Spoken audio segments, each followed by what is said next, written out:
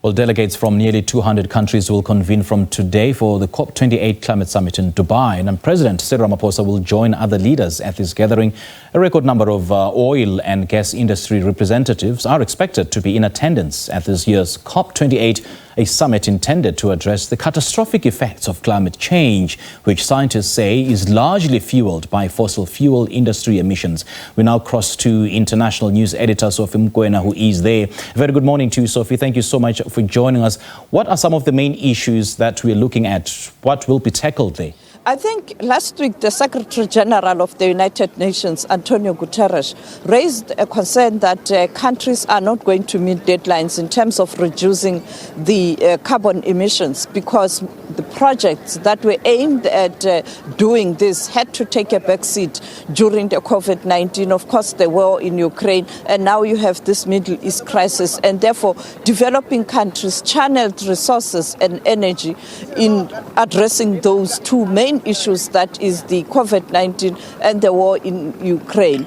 Now, he has made an appeal to leaders that they have to come up with solutions in terms of how are they going to recover. We know that critical issues include adaptation. It does include issues of financing, particularly for developing countries. That will also include the restructuring of the financial system, because for these developing countries to access funds to address issues related to climate change, they are struggling, particularly when those funds are loans rather than grants. We know South Africa was one country that was very vocal in terms of money that was made available by developing countries, particularly some G7 member countries, the IMF and the World Bank, because majority of those resources were loans rather than grants. But now these are the issues that they will grapple with. The other thorny issue is the issue of loss and damage fund. You know that there was a breakthrough in Egypt last year at COP27 where there was an agreement to establish this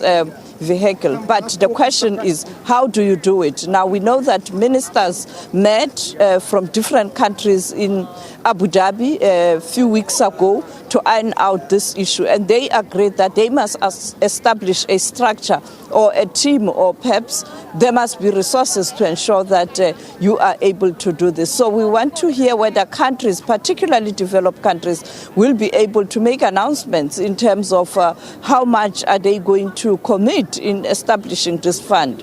We know that there's resistance, but there's hope that something will come up. And the last thing of critical importance, our minister, Barbara Creecy, has been appointed by the Secretary General of the United Nations with one of her counterparts from Scandinavian countries to lead a team that looked or reviewed progress made since the Kyoto Agreement and also the Paris Agreement. And therefore, they will present a report in terms of where we are since then. But we know that President Ramaphosa on many occasions has lamented the fact that the $100 billion US dollar that was a commitment made in Paris, little has been done in terms of ensuring that there is money and it is available so that developing countries can tap into that fund.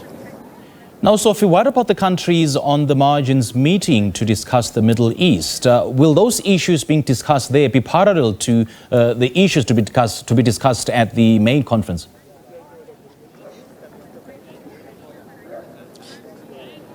We expect activists, particularly from NGO, from the Middle East and other countries on the margins of the summit to make their voices heard in terms of what's happening in the Middle East.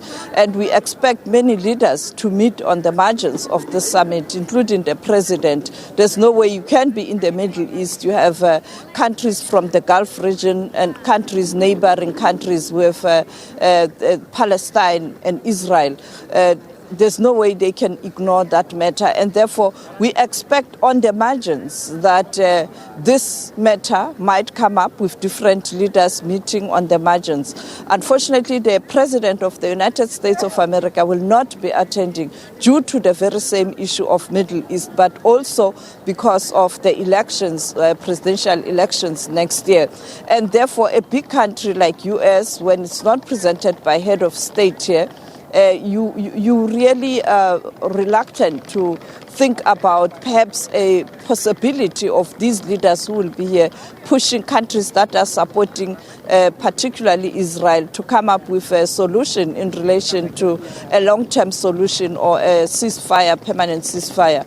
But at the same time, you also have China that is not going to be at the summit. I'm talking about the President Xi Jinping. So you have these two big industrialized countries not here.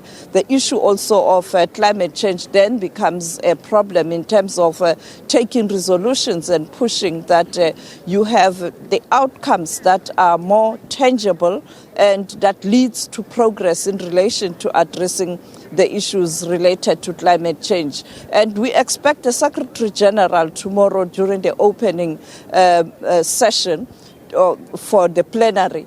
He is going to touch on climate change, but there's no way he can ignore peace and security. As you heard the Minister of Africa from Egypt in that clip talking about even the security matters does create a problem. Thank you so much.